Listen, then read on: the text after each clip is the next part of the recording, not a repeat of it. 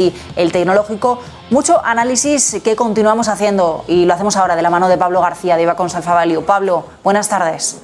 Hola, buenas tardes. Bueno, ¿tú cómo ves esta jornada de caídas? Tenemos ya 7 días consecutivos de recortes en Wall Street, descensos en algunos de los principales índices de más del 10% ya respecto de sus máximos, como es el caso del Nasdaq o del Standard & Poor's 500. Y bueno, pues esas incertidumbres como telón de fondo. Por un lado Ucrania, por otro lado la Fed, los tipos de interés. ¿Cuáles son, a tu juicio, los motivos detrás de estas correcciones y cuál es la tendencia que ves? Fíjate, Raquel, esta mañana en nuestro diario de mercados titulábamos Ucrania, crisis energética, inflación, subida de tipos, los mercados se ponen en risk off. Algo que no era tan evidente hasta el día de hoy, porque habíamos visto cómo los precios de los bonos caían con mucha fuerza. Pero ya insistíamos en las notas de esta mañana de estrategia que nos sorprendió el viernes el giro del mercado de bonos, que hemos dicho siempre en Negocio de Televisión que ahí está la clave. Ahí está la clave porque la clave este año es la inflación y porque la clave es que los mercados se están adaptando a un entorno de tipos. Es cierto que al mercado no le gusta Putin. Supongo que habrá alguien a quien le guste, en Rusia, supongo. Pero desde luego el mercado occidental, no le gusta Putin. Y al mercado occidental no le gusta la incertidumbre. Y Putin genera incertidumbre. Genera incertidumbre porque le han venido todas pues, con un as en la manga. Porque hemos tenido subidas del precio del crudo, subidas del precio del gas y una situación pues, bastante embarazosa con las distintas políticas de COVID que hemos visto en Europa. Es decir, lo que estamos viendo en este reino de taifas desde hace muchísimo tiempo, que se llama Unión Europea. Entonces, Putin pues, ha cargado pues, teniendo, insisto, un as en la manga. Y a eso al mercado no le gusta. Y, bueno, pues el tono siempre bastante matizable del señor Joe Biden, de los demócratas en su conjunto, pues tampoco gusta al mercado. Por lo tanto, pues estamos un poco con esa espoleta, con ese detonante, pero en un mercado en el que ya veníamos con caídas fuertes, sobre todo del sector tecnológico, que ya apuntan a caída del 15%. Otro de los aspectos que también me llama la atención es que hasta ahora Europa había aguantado, yo diría que demasiado bien, ¿no? Porque habíamos tenido un comportamiento en el cual el performance de los mercados europeos había sido bastante mejor que el de los mercados, sobre todo norteamericanos.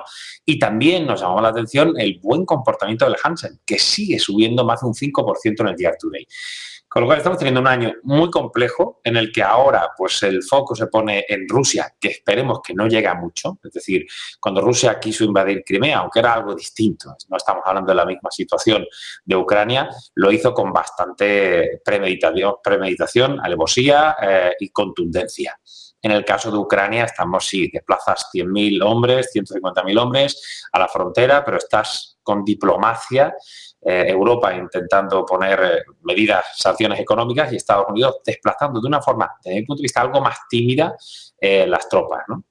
No lo sé, yo creo que aparte de todo esto seguimos teniendo algunas noticias algo más, digamos, positivas, como son todavía los datos de PMI, como son los resultados empresariales. De lo poco que hemos conocido hasta ahora en Estados Unidos, siguen sorprendiendo positivamente. Otra cosa es que la acogida del mercado haya sido más fría, como hemos visto en el sector bancario, como hemos visto a JP Morgan, a Citi o incluso a Morgan Stanley, ¿no? Pero los resultados no han sido peores de lo previsto. Yo creo que hay que calmar los ánimos, que el viernes, insisto, que fue una sesión que nos hizo cambiar un poco el tono, sobre todo en los bonos, y que hoy también pues, hemos seguido recogiendo un poco de caja en algunos de los sectores, pero de momento nos ha seguido funcionando muy bien el sector bancario, el sector asegurador, los basic resources, las materias primas, y no entrando en sectores que consideramos que tienen mucho riesgo, ¿no? El sector, por ejemplo, de aerolíneas, hoy en Europa cae más de un 5%, ¿no? Es decir, al fin y al cabo el riesgo sigue estando en los mismos sectores y en los mismos puntos. Así que, bueno, si el mercado se pone en el risk off, y lo hemos visto ya en los valores de mucha calidad. Nosotros hacemos, sobre todo en Ibacons Alpha Value, 2 carteras. Una cartera de, digamos, de Value Momentum, que ha funcionado muy bien desde el principio de este ejercicio con esos sectores, y sin embargo hacemos una cartera de calidad, la Buy and Hold, que el año pasado hizo un más 39,1%, y sin embargo este año ha empezado muy mal. Es decir, los valores más caros, los valores de esa calidad extrema, con múltiplos de 40, 50 veces beneficios estimados para el 2022, han tenido un performance, una evolución muy negativa. Bueno, vamos a estar atentos a ver si podemos reaccionar y cambiar algo las carteras, pero insisto que en estos movimientos los telespectadores de negocios de televisión intenten evitar escuchar análisis demasiado grandilocuentes de ahora es el momento, ponte hasta las trancas y ponte en criptomonedas o en CFDs. Calma, proteger las carteras y asesorarse bien. Pablo, dentro de esa estrategia, ¿no?, en la que te veo a ti, pues eso, con más calma, con más prudencia, con un buen foco de asesoramiento, como nos decías, ¿qué niveles vigilas, pues por ejemplo, en un VIX, en un DAX, en un Nasdaq, ¿no? ¿Cuál sería, bueno, pues dentro de esa estrategia de calma, tu recomendación para quienes, bueno, pues quieran, por un lado, protegerse, ¿no?, de estas caídas y, por otro lado, pensar cuál es el momento de volver a entrar? Mira, estaba cargándome ahora el VIX y has superado ya algo que yo no preveía la sesión de hoy, me he equivocado, porque sí ha superado los niveles de 30 puntos de VIX que tuvimos en principios de diciembre y está en torno a 34, 33, 88. ¿No? Es una subida muy en vertical. Pero respondiendo a tu pregunta, para mí los sectores van a seguir siendo los mismos que han empezado el año de una forma extraordinaria. Es decir, abriendo un paréntesis con el señor Putin y su aquí estoy yo porque es mi momento con el precio del gas y el precio del crudo, es mi momento de echarle un vistazo a ver si puedo tensar la cuerda y quedarme de nuevo con Ucrania o por lo menos levantar un poco la polémica a ver si puedo ir ganando territorios. El mercado, no olvidemos, este año es un mercado o las ideas tienen que ir relacionadas con cómo gestionar la inflación. La inflación esperada sí es más o menos permanente. Nuestro punto de vista es que vamos a tener, como ya hemos insistido muchas veces con las mentirijillas del señor Powell o las de la señora Lagarde, vamos a tener mucha inflación y vamos a tener una subida de tipos más rápida de lo previsto, pero también en Europa. Con lo cual, si esa es la tónica del año que hemos visto al principio, podríamos estar teniendo una nueva oportunidad de entrar en bancos, en seguros, incluso en materias primas, como hemos visto a principios de ejercicio. Y como no, también podemos comprar alguna utility. Veolia, Engie, son compañías más protegidas y diversificadas dentro de sectores menos expuestos a las subidas del precio del gas, como puede ser la red de distribución de gas, pero también incluso la gestión de aguas. Y podemos también echar un vistazo al sector lujo, que de momento ha tenido un buen comportamiento. Y como no, como decíamos, algún ETF como el eShares 50, el AIA Espacio US, que está funcionando muy bien gracias a que Hong Kong, después de haber tenido un año muy negativo, insisto de nuevo, es uno de los pocos índices junto con el Ibovespa brasileño que está teniendo un performance positivo. Bueno, pues esas son las opciones. No hemos cambiado demasiado la estrategia, aunque esos sectores no lo están haciendo peor que el resto, pero sí es verdad que todo ha caído a plomo en este risk-off.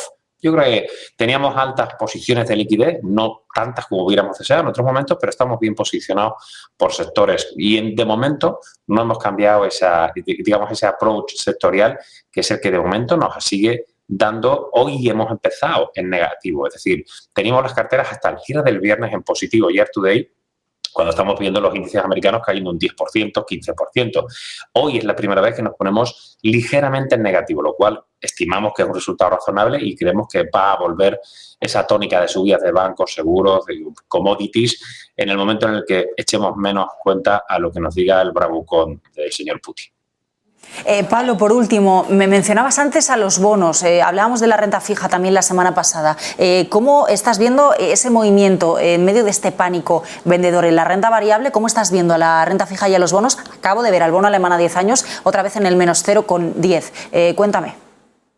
Eso es, el viernes, nuestra estrategia, ahora si recuerdas, desde hace bastante tiempo que decíamos, no entiendo por qué el precio del Bund, la TIR, se nos va al menos 0,30, algo así.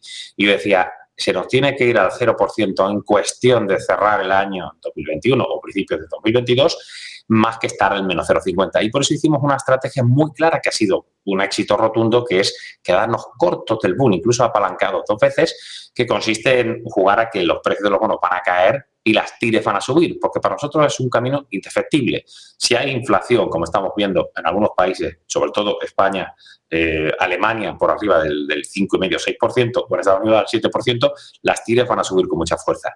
Pero Raquel, la historia es que el viernes empezamos a ver, por eso el titular de hoy, sin saber cómo iban a evolucionar los mercados, es risk off, porque el inversor empezó de nuevo a comprar bonos.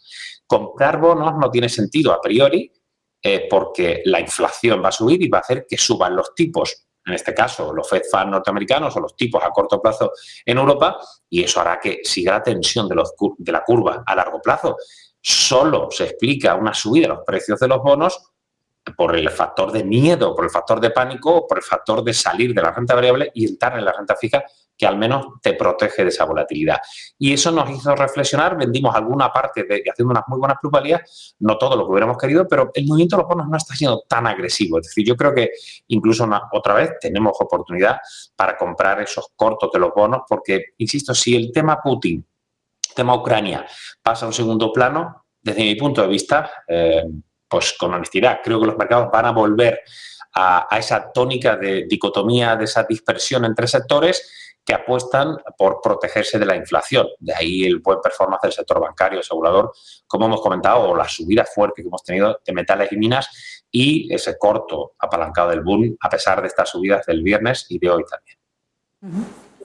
Bueno, Pablo, pues nos quedamos con ese análisis, ese risk-off, esa percepción de riesgo alta, ¿no? Y que hace huir a los inversores, esa recomendación que nos pedías de prudencia y de cautela, de no ponernos a comprar hasta las trancas y que se nos vaya de las manos. Y bueno, con esos análisis, esos sectores, esos bonos que nos recomendabas. A ver lo que sucede, terminando ya la sesión europea, pero todavía mucha sesión por delante en Wall Street. Gracias, Pablo. Un abrazo. Y miramos